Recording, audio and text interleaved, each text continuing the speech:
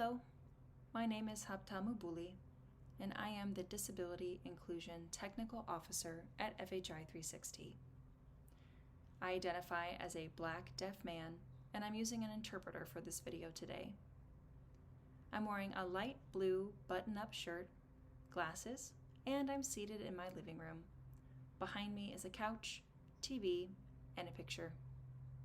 I wanted to start off by saying organizations are at their best when they welcome, respect, and include people of all backgrounds, including people with disabilities.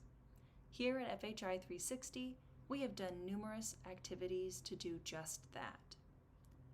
We took the chance to look internally to identify our strengths and areas of improvement when it comes to disability inclusion practices. We created and implemented a 6-month task force to get a more in-depth assessment. The results of the analysis recommended hiring more folks with disabilities at FHI 360.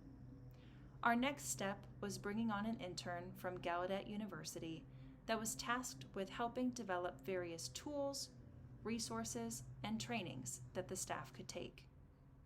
After that was complete, we used them to create an online toolkit for FHI 360 employees to learn about how to use these resources that were compiled. This helped to fill some of the gaps for inclusive practices at FHI 360. As a result, some people with disabilities who were current employees at regional offices began to come forward and discuss their experiences being hired.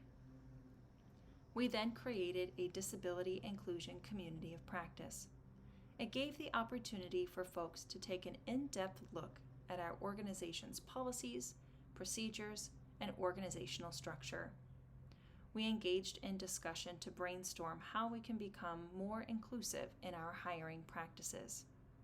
We also have been in conversation and collaboration with other organizations, such as Chemonics, MyUSA, IDDC, the EDDI Network, Gallaudet University, and many others. Through these relationships, we were able to transform our programs and how we look at program development. We recognized that people with disabilities were not included in program implementation from beginning to end, and held trainings on the importance of that inclusion. Not only that, we've had over 100 FHI employees take American Sign Language classes to not only learn about the language, but also become more knowledgeable about disability inclusion practices and how to engage with the deaf and hard of hearing community. From all these endeavors, we've shifted the way we look at our reasonable accommodations, policies, and procedures. We know our job in this area is not done. We are still learning how to become more inclusive and to remember to keep folks with disabilities involved in the process from beginning to end. We recognize that this is a learning journey, so I encourage everyone to start their own journeys too.